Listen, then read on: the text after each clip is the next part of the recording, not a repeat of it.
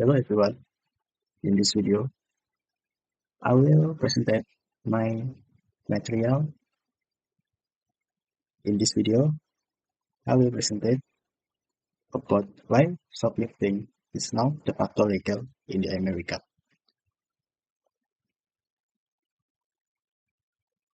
Okay.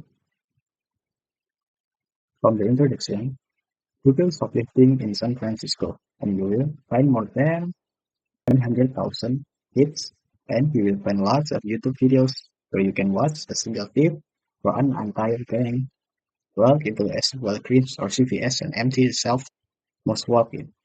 Grab their ring and then walk out, took at least one thief rode their bike into the store and depart the same way, carefully navigating the two-wheel down a narrow alley.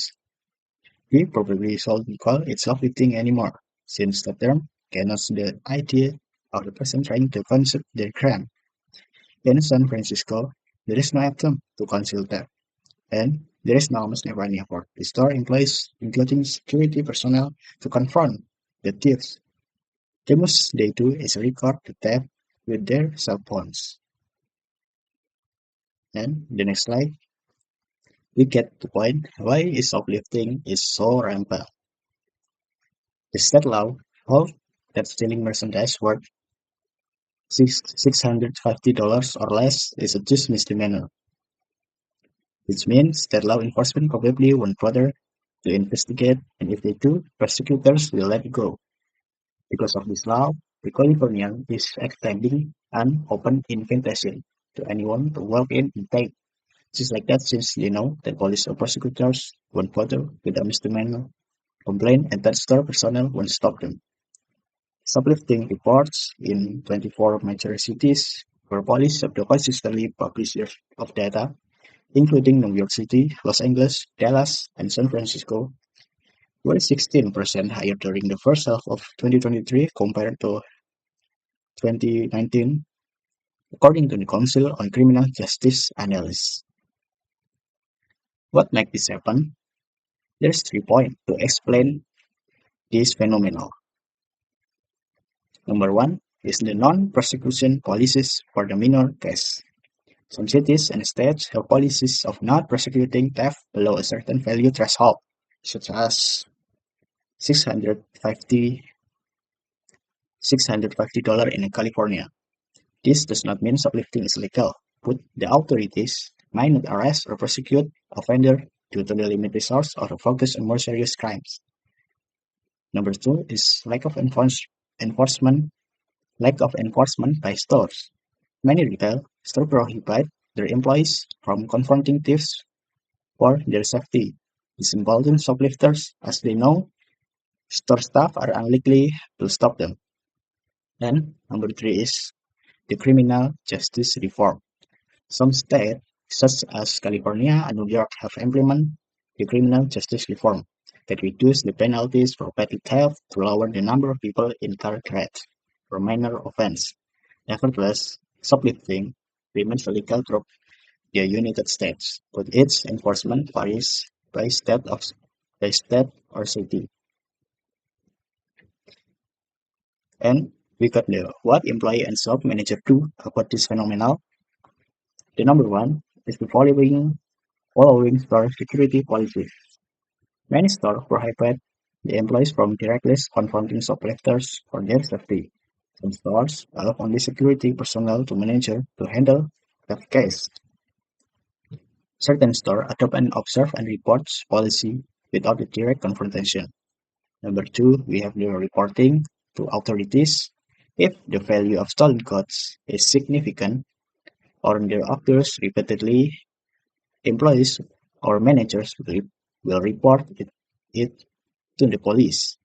Some stores have policies to report theft only if the value exceeds a certain threshold. The example, more than $950 in California. Number 3 is preventing future incidents. Increasing security personnel or improving store layouts to make theft more difficult. And next point is enhancing employee training on how to detect the suspicious behavior with a direct confrontation. And posting the warning sign in certain areas stating that shoplifting will be strictly dealt with. Thank you. And I think is the end of the slides. And before the end of videos, I have some interview with my friends and we get to some discuss about this phenomenon in America. And this is the opinion of us in this video.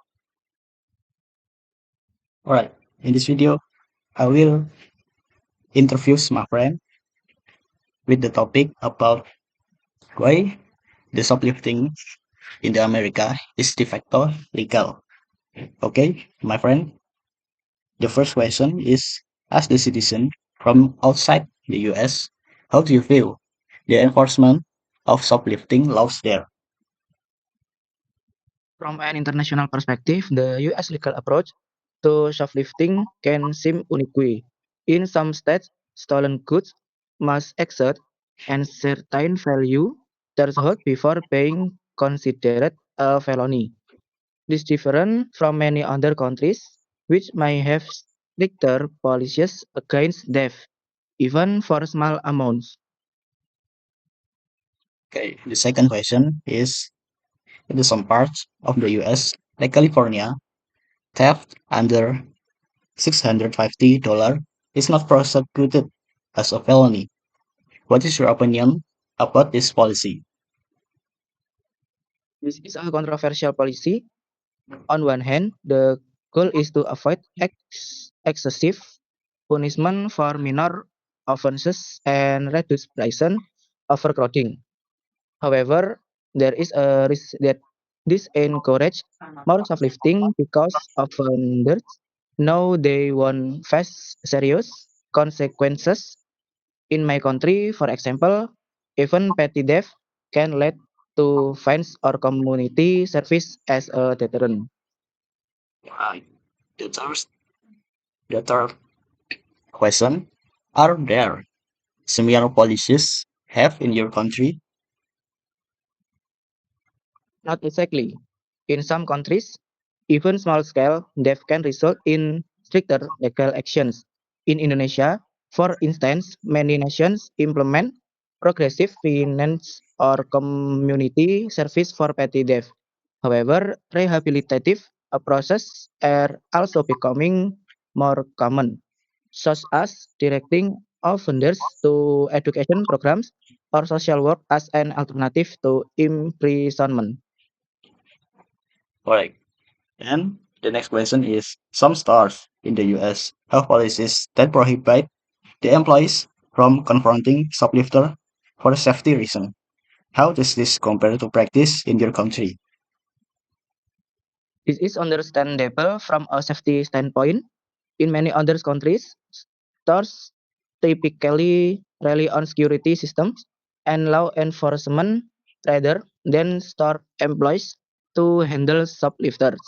However, in some places, shop owners or security personnel have more authority to detain the thieves until the police arrive. Do you think a more lenient approach to shoplifting laws could be applied globally? I think not necessarily. Every country has different social, economic, and legal conditions. In some nations, with low crime rate, a rehabilitative approach might be effective. However, in places with high retail death rates, a lenient police could worsen the problem. Okay, thank you for your time.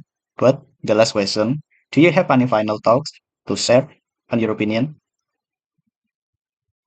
Shoplifting may seem like a minor crime, but it has significant effects on business and the economy. Laws should always aim to balance fair punishment, crime prevention, and public protection. Okay, that's all the question for this interview. Thank you for answering this interview. May God bless you and hope you success on your jobs or on your studying. Thank you.